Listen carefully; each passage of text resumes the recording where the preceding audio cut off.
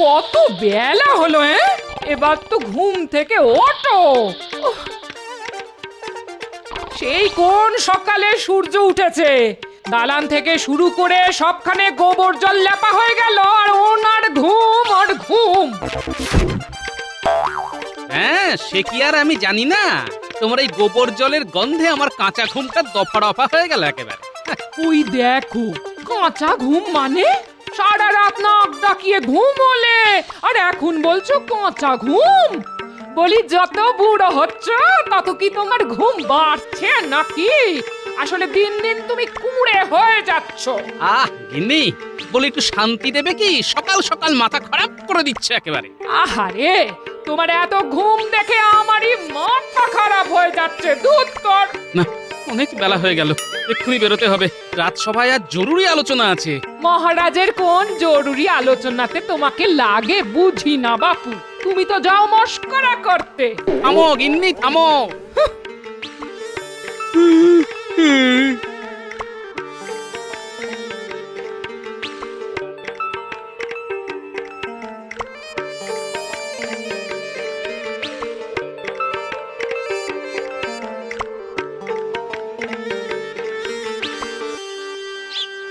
কিরে, দুটো মাটির ভাঁড় নিয়ে এলি যে, এগুলো কি হবে?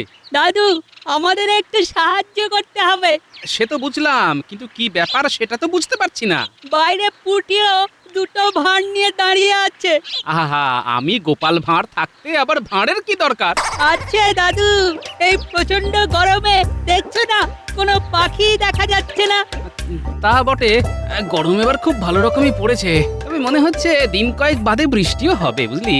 কিন্তু যতক্ষণ পর্যন্ত বৃষ্টি না হচ্ছে ততক্ষণ পাখিরা জল পাবে কোথা থেকে? এই গরমে পাখিরা তেষ্টাই বা মেটাবে কি করে বলো তো? হ্যাঁ, এটা তো খুব ভালো ভেবেছিস গুলটে। তা এখন কি চাস বলতো? এই ভাঁড়ে জল ভরে ওই চালার ওপর রাখতে হবে। তাই তোমাকে যে একটু সাহায্য করতে হবে। হ্যাঁ, সত্যি তো, সত্যি সত্যি সত্যি পাখিদের কথা তো মানুষদের ভাবা উচিত। যদিও আমার রাজসভায় পৌঁছতে দেরি হবে, কিন্তু তাও তোদের এই সুন্দর কাজে আমি তোদের সাথে থাকবো। চল।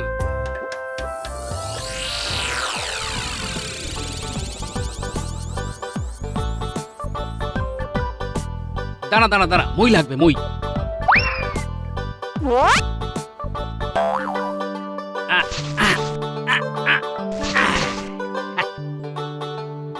যাক, এখনো দম ফুরায়নি, তাহলে দু হাতে মই তুলে ঠিক দাঁড় করিয়ে দিলাম।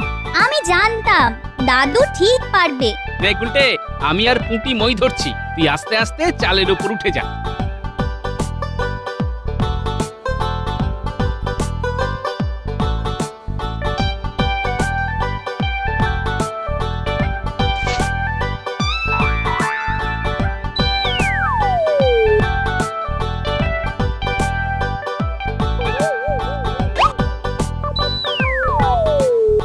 বাহ বাহ বাহ বাহ, ওই দেখ, ওই দেখ পুঁটি, পাখি জল খাচ্ছে।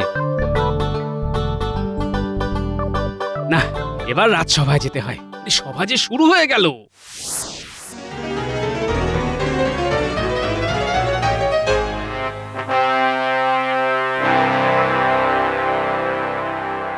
আজ আমাদের সভাতে প্রজাদের খাজনা নিয়ে গুরুত্বপূর্ণ আলোচনা হবে। সবাই এসে গেছে আশা করি। মহারাজ, আপনার ডাকে খাজানচি এসে গেছে। আমাদের রাজকোষের অবস্থা এবছর বেশ ভালোই বলতে হবে। বাহ বাহ বাহ, বেশ বেশ। তবে হ্যাঁ মহারাজ, ঠিক ধরেছেন। আমি বুঝতে পেরেছি আপনি গোপালকে খুঁজছেন, কিন্তু মহারাজ, গোপাল যথারীতি রাজসভায় এসে পৌঁছতে পারেনি। কিন্তু মহারাজ, গোপাল নিশ্চয়ই বাড়িতে নাক ডাকিয়ে ঘুমোচ্ছে। কিন্তু গোপালকে ছাড়া এই আলোচনা যে অর্থহীন। মহারাজ, খাজনা বিষয়ে আলোচনা গোপাল থেকেই বা কি করবে? এটা তো ওর কাজ নয়। মানে আমি বলতে চাইছি, খাজাঞ্চি যখন উপস্থিত আছেন। তুমি বুঝলেও বুঝতে চাইবে না মন্ত্রী। গোপালকে ছাড়া আমি কোনো আলোচনা করব না। তাহলে তো মহারাজ, সবার কাজ বন্ধ রেখে গোপালের জন্য অপেক্ষা করতে হয়। মহারাজ, আমার একটা কথা বলবার ছিল। বেশ বেশ, নির্ভয়ে বলো। মহারাজ, আমি এমন কিছু আবিষ্কার করতে চলেছি যাতে যাতে মহারাজের আর কোনো খাজনা নেওয়ার প্রয়োজন হবে না। হ্যাঁ। সেটা আবার কিরকম? ধরুন ধরুন যদি এমন কিছু আবিষ্কার করতে পারি যাতে রাজকোষ কোনোদিনও খালি হবে না, হ্যাঁ হ্যাঁ তাহলে তো আর ওই খাজনা নেওয়ার কোনো প্রয়োজন হবে না। হ্যাঁ সে তো খুব ভালো কথা। শিগগির আপনি আবিষ্কারটা করে ফেলুন। মন্ত্রী চুপ কর। শোনো হে বিজ্ঞানী, রাজকোষের উন্নতির জন্য বিশেষ ভাবার দরকার নেই, কারণ রাজকোষে যা আছে তা সব প্রজাদের কল্যাণের জন্য। তাই এমন কিছু আবিষ্কার করো যাতে প্রজাদের উন্নতি হয়। ঠিক বলেছেন মহারাজ। আরে এই তো গোপাল। বড্ড দেরি হয়ে গেল, তাই এক দৌড়ে চলে এলাম। বেশ ভালো, ঘুম থেকে উঠে দৌড়ানো খুব ভালো। এই শুরু হলো। মহারাজ, অন্য একটি কারণে আমার দেরি হয়েছে, তবে পিপাসায় ছাতি ফাটছে, কথা বলতে পারছি না। এই গোপালকে জল দাও।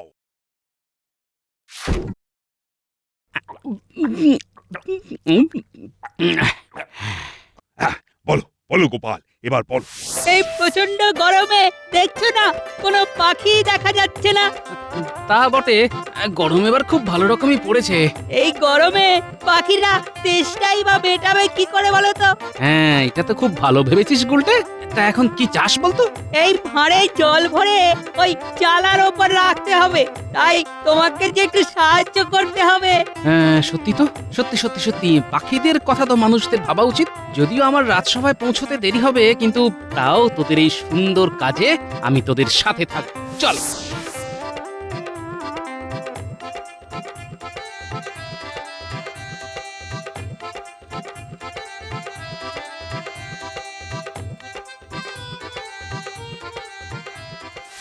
চমৎকার গোপাল, চমৎকার।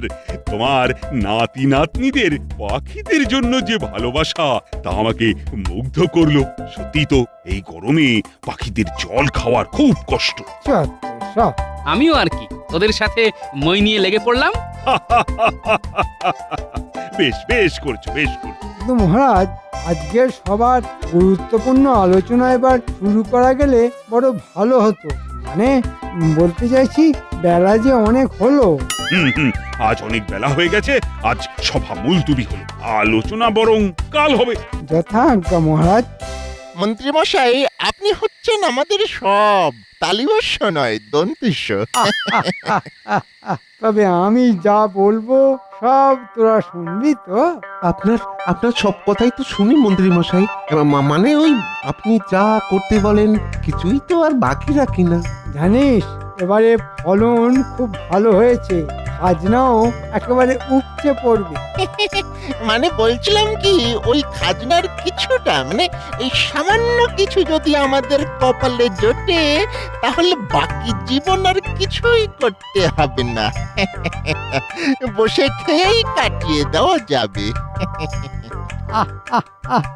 তবে আর তোদের সাথে দেখা করলাম কেন? কিছুটা নয়, পুরোটাই তোরা পাবি যদি তোরা আমার কথা শুনে চলিস। নিশ্চয় নিশ্চয় নিশ্চয়। আপনি যা বলবেন তাই করব। তবে শোন,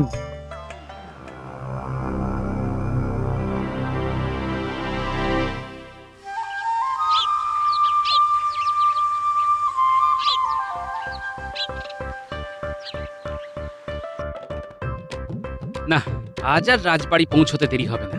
সকাল সকাল বেরিয়ে পড়েছি, আজ আমায় ঠেকায় কে? কি ওরা কি এত বলতে বলতে সকালবেলায় রাজবাড়ির দিকে যাচ্ছে? আমার চাষি ভাইদের মনে হচ্ছে বড়ই তাড়াহুড়ো। ওরা কি বলছে? ওই তো রাজবাড়ি দেখা যাচ্ছে। শোনো, সবাই পা চালাও, আরো জোরে, আরো জোরে। তোমাদের সব মনে আছে তো? বটা বটা যেমন ভাবে তোমাদের বলতে বলেছে, যা যা বলতে বলেছে সব কিন্তু মহারাজকে বলবে। হ্যাঁ, সব বলবো, সবাই বলবো। হ্যাঁ, নিশ্চয়ই নিশ্চয়ই, আমরা সকলে মিলে বলবো। বটা ঘটা যা বলতে বলেছে। বটা ঘটা? ওরা আবার চাষিদের কি বলতে বলেছে? না, আমার তো খুব সুবিধার ব্যাপার মনে হচ্ছে না। যাই দেখি রাজবাড়ি গিয়ে কি বলতে বলেছে বটা আর ঘটা।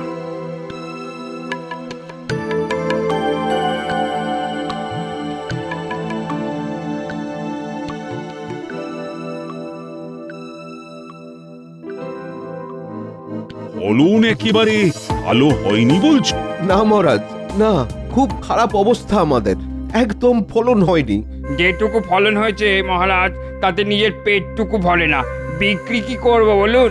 সে কি, এত খারাপ অবস্থা? মন্ত্রী, তুমি আমাকে আগে জানাওনি কেন? আগে মহারাজ, ভুল হয়ে গেছে। আমি ভাবছিলাম চাষি ভাইদের দুর্গতির কথা আপনি নিজের কানেই শুনে নিন। না মানে, ঠিক আছে, ঠিক আছে, তোমরা যাও, আরো বেশি করে ফসল ফলানোর চেষ্টা করো। আর সমস্ত চাষিদের বলে দাও যে মহারাজ এইবারের খাজনা মকুব করে দিয়েছেন। মহারাজ, মহারাজ, আপনি ভগবান, আপনি ভগবান, আপনি আপনি সত্যি আমাদের অবস্থা বুঝতে পেরেছেন মহারাজ। ঠিক আছে, ঠিক আছে, তোমরা এখন যাও। মহারাজের জয়। জয় মহারাজের জয়। ওই বটা ঘটার মতলব তো আমার একটুও ভালো লাগছে না। মনে হচ্ছে মন্ত্রী এসব চালাকি শুরু করেছে। আমাকে নজর রাখতে হবে।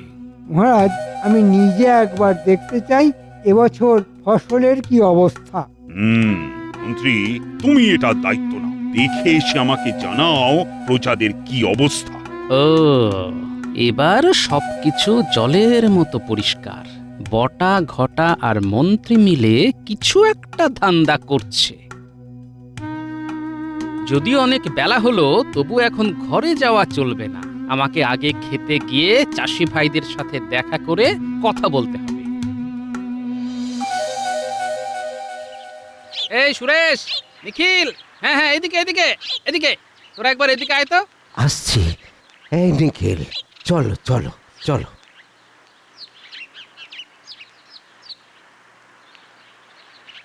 কি কি হয়েছে গো গোপাল দাদা? হ্যাঁ, কি হয়েছে? এমন ভাবে ডাকলে? কোনো বিপদ হলো নাকি গো গোপাল দাদা? না রে না, কোনো বিপদ হয়নি। আমি এই ধরে নে তোদের একটু দেখতে এলাম। তারপর মহারাজও জানতে চাইছেন এবছর ফলন কিরকম হয়েছে।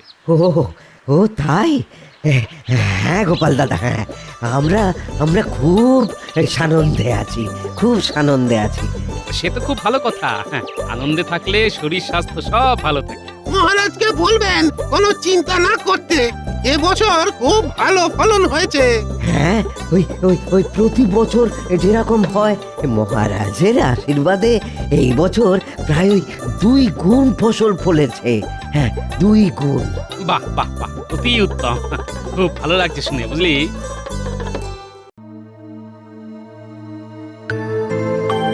মহারাজ, আমি অনেক চাষির ঘরে ঘরে গিয়ে খোঁজ নিয়েছি, দেখেছি তাদের কি অবস্থা।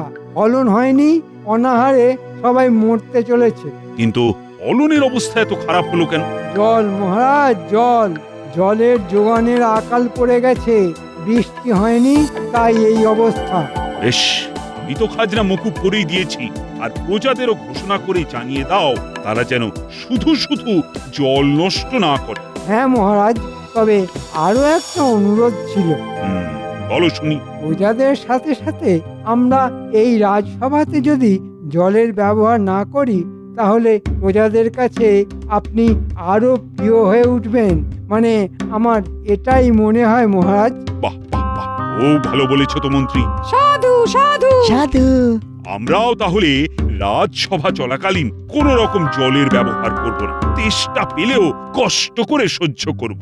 বুঝেছি, এবারে রাজসভাতে আসার আগে পেট ভরে জল খেয়ে আসতে হবে।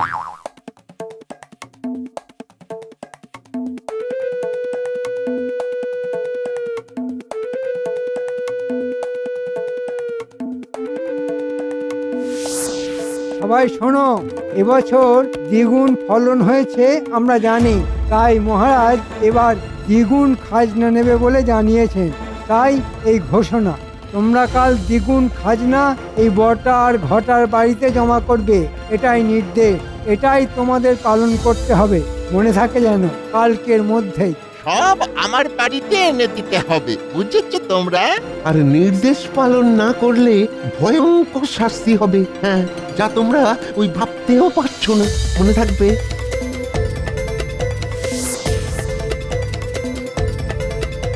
সে কি, এরকম কোনো নির্দেশ তো মহারাজ দেননি। তিনি তো শুনেছেন ফসল ভালো হয়নি, তাই খাজনা মকুব করেছেন। গোপাল দাদা, এ কি বিচার হলো বলো দেখি? হ্যাঁ, একটু সুখের মুখ দেখেছিলাম, তাই বলে দ্বিগুণ খাজনা? হ্যাঁ, কে ওই বটার ঘটা? হ্যাঁ, কে? আমরা ওদের বাড়িতে কেন খাজনা দিতে যাব?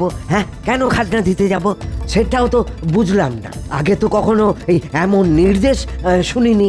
হ্যাঁ, তাই গোপাল দাদা তোমার কাছে এলাম, তুমি কিছু একটা বিহিত করতে পারবে গোপাল দাদা? ভালো করেছো তোমরা আমাকে জানিয়েছো। আমি মহারাজকে সব জানাচ্ছি। তার আগে একবার ওই বটার ঘটার কাছ থেকে আমাকে জানতে হবে যে মন্ত্রীর সাথে কি চুক্তিতে রফা হয়েছে। হ্যাঁ, আমরা তো খাজনা দিতে পারবো না গো, এত খাজনা দিতে পারবো না। আরে তোমাদের কোনো চিন্তা নেই, তোমাদের সব সমস্যার সমাধান আমি করে দেব। এখন নিশ্চিন্তে বাড়ি যাও।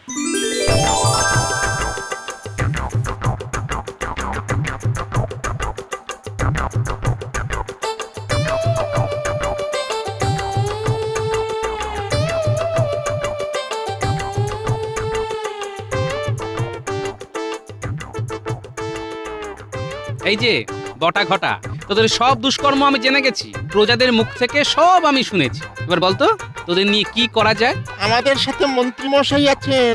হ্যাঁ, কথা কি, আমি যদি এখন মহারাজকে গিয়ে সব কথা বলি তাহলে মন্ত্রী নিজে তো মিথ্যে কথা বলে পার পেয়ে যাবে, কিন্তু তোদের কি অবস্থা হবে সেটা বুঝেছিস? হ্যাঁ, তোদের সারা জীবন গারদের পিছনে কাটাতে হবে। ওরে বাবা রে, ওই কারোতে আমরা থাকতে পারবো না। দাঁড়া, তোদের এমন অবস্থা করব যে আর কোনোদিন ওই গারদ থেকে বেরোতে পারবি না। ওরে বাবা রে, আমাদের রক্ষা করো। এই মন্ত্রীর কথা শুনে আমাদের খুব ভুল হয়ে গেছে গোপাল দাদা। কথা দিচ্ছি আর করবো না এরকম। কথা দিচ্ছিস তো? আমরা আর করবো না। মন্ত্রী মশাইয়ের কথা শুনে এখন আমরা কারোতে যাওয়ার পথে। দরকার নেই আমাদের খাজনা। বেশ, ছাড় ছাড় ছাড় ছাড় ছাড়। হ্যাঁ, আর কাঁদতে হবে না, তবে আমি যা বলবো সেটা মেনে চলতে হবে, বুঝলি? আগে খুব বুঝেছি, খুব।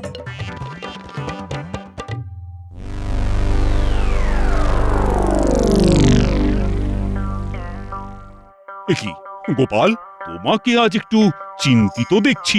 গোপালের মনে হয় জল তেষ্টা পেয়েছে। এটা ঠিক বলেছেন মন্ত্রী মশাই, সত্যি আমার জল তেষ্টা পেয়েছে। কেমন করে মিটবে তেষ্টা? জলের দেখা নাই, সবার কথা ভেবে একটু সহ্য করো ভাই। বেশ বেশ, গোপাল না হয় একটু সহ্য করো। সে ঠিক আছে মহারাজ, কিন্তু আমার একটি প্রস্তাব ছিল। তা শুনি কি প্রস্তাব? কয়েকদিন হলো আমরা জলের অপচয় বন্ধ করেছি। এখন আপনি নিজে যদি একটু সরেজমিনে প্রজাদের কতটা উন্নতি হলো সেটা দেখে আসেন, তবে খুব ভালো হয় মহারাজ। সে আবার কি কথা? আমরা থাকতে মহারাজকে কেন কষ্ট করে যেতে হবে? মন্ত্রী, আর প্রস্তাব কিন্তু খুব, আমি নিজেই তাহলে দেখতে যাব। কিন্তু মহারাজ, আমি বলছি এর কোনো প্রয়োজন নেই।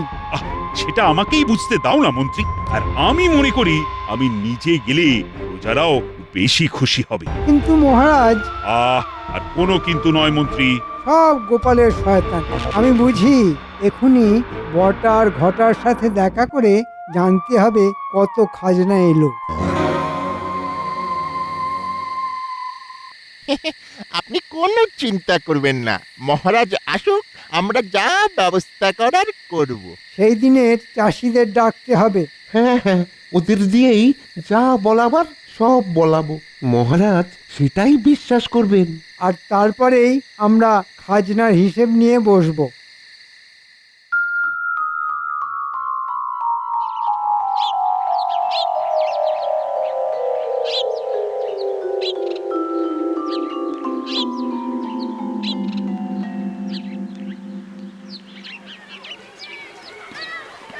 এই যে তোমাদের খবর নিতে আমি নিজেই তোমাদের সামনে এসে দাঁড়িয়েছি। বলছি, তোমাদের কিছু বলার থাকলে তোমরা নির্ভয় বলতে পারো। মহারাজ, আপনার প্রতি আমাদের অশেষ কৃতজ্ঞতা।